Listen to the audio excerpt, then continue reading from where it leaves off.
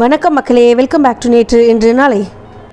Long ப்ராசஸில் gravy பண்ணி tight ஆகிட்டீங்களா? குவிக்காக side dish பண்ணணும்னு நினைக்கிறீங்களா? அப்போ இந்த கிரேவியை ட்ரை பண்ணி பாருங்கள். நம்ம இன்றைக்கி பார்க்க போகிற recipe dump and go mushroom soya கறி.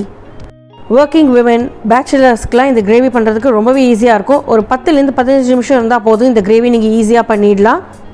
ப்ளஸ் எந்த ஃபேன்சி இன்க்ரீடியன்ஸும் தேவையில்லை, உங்கள் வீட்டில் இருக்கிற பொருட்களே போதும். அதுக்கும் மேலே இது ஒரு 1 pot கிரேவி. இந்த கிரேவிக்கு தேவையான இன்க்ரீடியன்ஸ் உங்கள் ஸ்க்ரீனில் வருது, நான் டிஸ்கிரிப்ஷன் பாக்ஸ்லையும் கொடுக்குறேன். இந்த கிரேவிக்கு 2 மெயின் இன்க்ரீடியன்ஸ் என்னென்னு பார்த்தீங்கன்னா சோயா அண்ட் மஷ்ரூம்.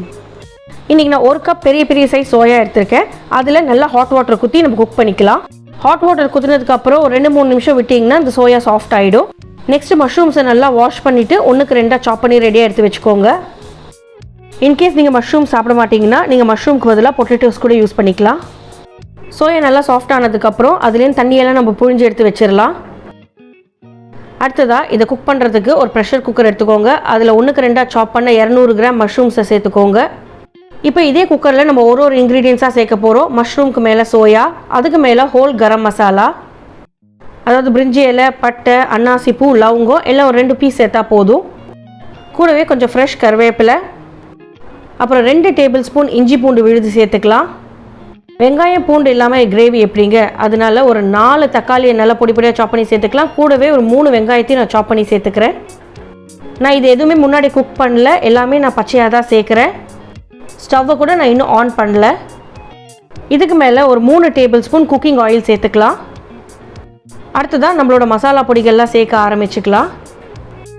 முதல்ல ஒரு 2 டீஸ்பூன் சாம்பார் பொடி சேர்த்துக்கலாம். உங்கள் வீட்டில் என்ன சாம்பார் பொடி யூஸ் பண்ணுறீங்களோ அதை சேர்த்துக்கோங்க. அப்புறம் 1 டீஸ்பூன் தனியா பொடி, 2 டீஸ்பூன் ஜீரக பொடி, ஒரு 1/2 டீஸ்பூன் சோம்பு பொடி, 1/2 டீஸ்பூன் மஞ்சள் பொடி, அப்புறம் 1 டீஸ்பூன் காஷ்மீரி சிவப்பு மிளகாய் பொடி சேர்த்துக்கலாம். அது நம்மளுக்கு நல்ல கலர் கொடுக்கும்.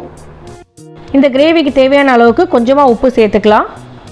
உப்பை கொஞ்சம் பார்த்து சேர்த்துக்கோங்க. இப்போ உங்களுக்கு நிறைய இருக்க மாதிரி தான் இருக்கும், ஆனால் குக் ஆனதுக்கப்புறம் இது கம்மியாகிடும். அதே மாதிரி நம்மளுக்கு மஷ்ரூம்லேருந்து தக்காளிலேருந்து நிறைய தண்ணி வரதுனால நான் கொஞ்சமாக தான் தண்ணி சேர்த்துருக்கேன். சோயாவை ஏற்கனவே நம்ம ஹாட் வாட்டரில் குக் பண்ணிட்டோம். மஷ்ரூம் சீக்கிரமே குக் ஆகிடும், அதனால் ஒரு 3 விசில் விட்டால் போதும். மூடி போட்டு ஒரு 3 விசில் குக் பண்ணிவிடுங்க. அப்புறம் ப்ரெஷர் நார்மலாக ரிலீஸ் ஆனதுக்கப்புறம் நம்ம ஓப்பன் பண்ணிக்கலாம். ஓப்பன் பண்ணிவிட்டு நல்லா ஒரு தடவை மிக்ஸ் பண்ணி விட்டுருங்க. உப்பு கரெக்டாக இருக்கான்னு செக் பண்ணிக்கோங்க. நம்ம திருப்பி அடுப்பை ஆன் பண்ணி ஒரு கொதி வர வரைக்கும் விட போகிறோம். இப்போ உங்களுக்கு இந்த கறி திக்காக வேணும்னா நீங்கள் இன்னும் கொஞ்சம் நேரம் கொதிக்க விட்டிங்கன்னா தண்ணியெல்லாம் சுண்டி போயிடும். என்ன தான் இந்த கிரேவி 1 pot இருந்தாலும் ரொம்ப குவிக்காக பண்ணாலும் டேஸ்ட்டு செமையாக இருக்கும். அவ்வளோதான், நம்மளோட சோயா மஷ்ரூம் கிரேவி ரெடி. மேலே அப்படியே கொத்தமல்லி தூவி விட்டுருங்க. எல்லா இன்க்ரீடியன்ஸும் நம்ம ஒன்றா டம்ப் பண்ணி ஈஸியாக குக் பண்ணி முடிச்சிட்டோம். இந்த கிரேவி நீங்கள் ரைஸ் கூட சாப்பிட்லாம், தோசை கூட சாப்பிட்லாம், ஆப்பம் கூட சாப்பிட்லாம், இல்லைன்னா சப்பாத்தி கூட சாப்பிட்லாம். கடைசியாக கொஞ்சம் விறுவிறு நல்ல பஞ்சுக்காக பெப்பர் பொடி சேர்த்துக்கலாம். உங்கள் வீட்டு காரத்துக்கு ஏற்ற மாதிரி பெப்பர் பொடி சேர்த்துக்கோங்க.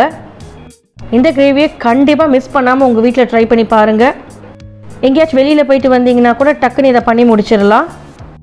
இந்த ரெசிபியை ட்ரை பண்ணி பார்த்துட்டு எப்படி இருந்ததுன்னு சொல்லுங்கள்.